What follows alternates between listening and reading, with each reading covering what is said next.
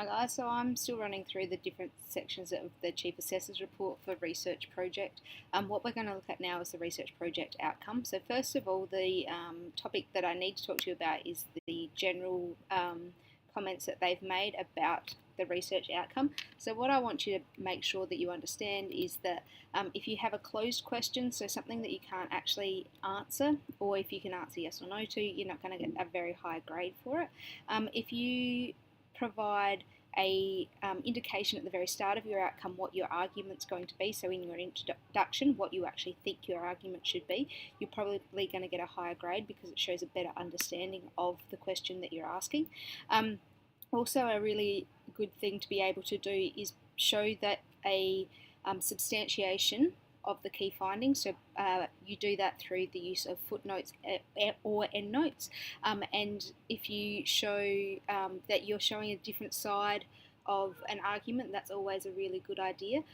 The best way to show synthesis is if you actually answer why after every single one of your statements that you make, or every quote that you make, you actually explain why that is. So if you say something like the radial bone is the one that's most often damaged, why is that?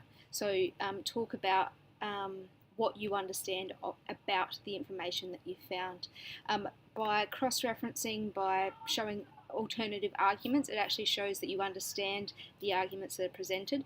And if you say, well, this one's the one that's right, you justify why you think that that one's right, and then you'll get a higher grade for that. Alright, so make sure that you use as many sources as possible to be able to interact with them in that way.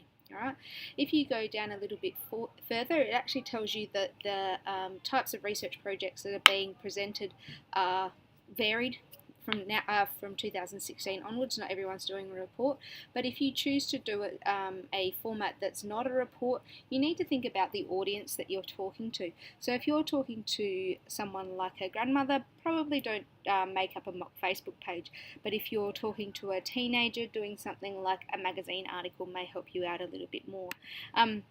One of the most important parts of it is that you should make sure that the information is flows on from each other. If you have one key finding, make sure that key finding in some way links to the next key finding, in some way links to the next key finding, so that there's a continuity between the different ideas that you're talking about, and it makes sense why you're talking about them in those orders. All right.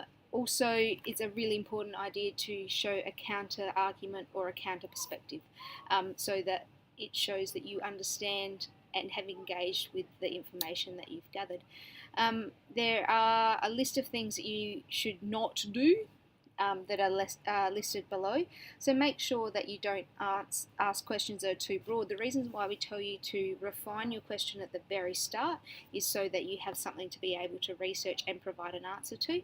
Also, a really good thing would be not to include irrelevant information. Even if it's really cool information, if it doesn't match what your question's asking, don't include it in your outcome. You're not going to get a very high grade if you do that.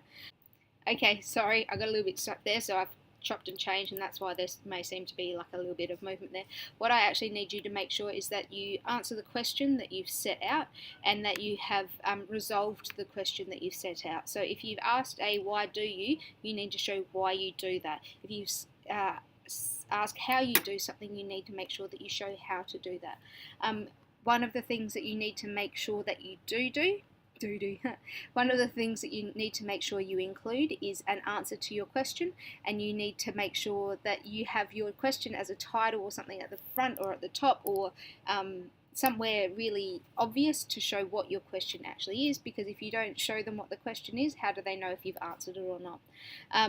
Okay, so I did it again. I got ahead of myself, and then I was going, I don't know what's going to come up on the screen next. What I need to make sure that you also know is that if you don't stick to the word count, if you go over the word count, you can't actually, they will actually stop reading it or stop watching it at the point in time when they need to do it. So you've got a maximum of 2,000 words and or a maximum of 12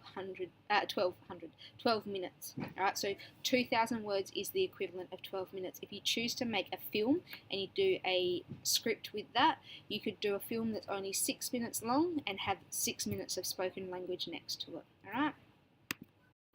oh my god, I keep doing this and I keep forgetting to tell you stuff. You also need to understand that just because something looks pretty doesn't necessarily mean that it's right. It doesn't necessarily mean that you've substantiated everything. So you can't just cover over the cracks with the prettiness of something. They will pick up whether or not you've answered your question. They will pick up whether or not you've substantiated your argument. If you get it printed really nicely, you get it bound really nicely, fantastic. But if you don't answer your question, if you haven't done the things I've told you to do previously, you're not going to get the grade that you want for it. Alright, bye.